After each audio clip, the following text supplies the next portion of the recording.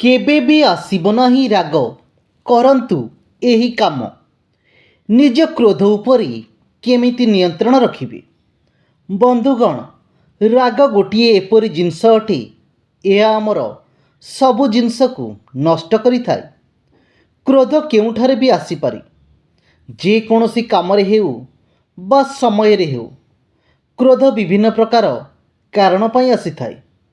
ଯେତେବେଳେ ରାଗ ଆସିଥାଏ, ସେହି ସମୟରେ ବିଚାର କରିବା ଉପାୟ ହଜିଯାଇଥାଏ। ବୁଦ୍ଧି ଉପରେ ଅନ୍ଧାର ଆସିଥାଏ। ରାଗ ଆସିଲେ ଯେପରି କିଛି ଜଣା ହିଁ ପଡ଼େ ନାହିଁ। ସେ ଯିଏ ହେଉଥାଉ ନା କାହିଁକି, ଆମେ ତାକୁ ଗାଳି କରିଥାଉ। ଏ ରାଗ ଆସିବା ଫଳରେ ବହୁତ ପୁରୁଣା ସମ୍ପର୍କ ମଧ୍ୟ ତୁଟି ଯାଇଥାଏ।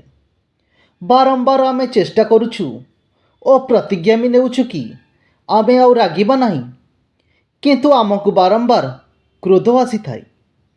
ଭଗବାନ ଶ୍ରୀକୃଷ୍ଣ ଏହାର ଉପାୟ କହିଛନ୍ତି।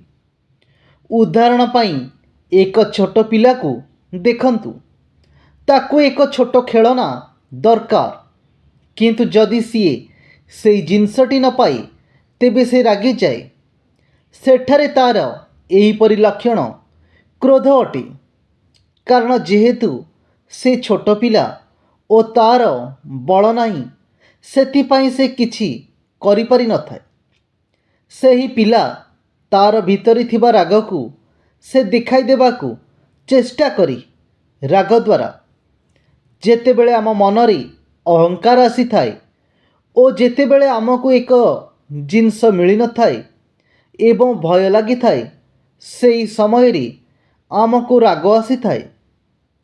ସେହିଭଳି ଯେପରି ଛୋଟ ପିଲାଟିର ହୋଇଥିଲା, ଆମେ ଯଦି ଆଇନା ସାମ୍ନାରେ ଛିଡ଼ା ହେବା, ଦେଖିବା, ଆମେ ଜାଣିପାରିବା ଆମେ ଛୋଟ ପିଲା ପରି କାମ କରୁଛେ।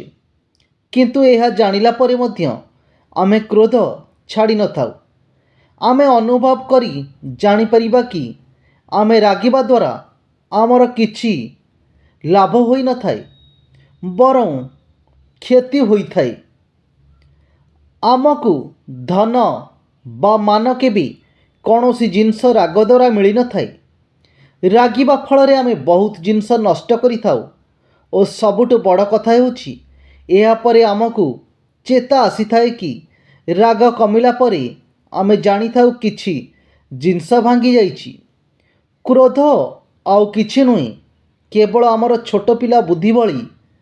କିନ୍ତୁ ଆମେ ଯଦି ଭାବିବା ଆମେ ଛୋଟ ପିଲା ନୁହନ୍ତି ଓ ଆମେ ଛୋଟ ପିଲା ଭଳି ବୁଦ୍ଧି କରୁଛୁ, ଏହାପରେ ଆମ କ୍ରୋଧ କମିଯିବ।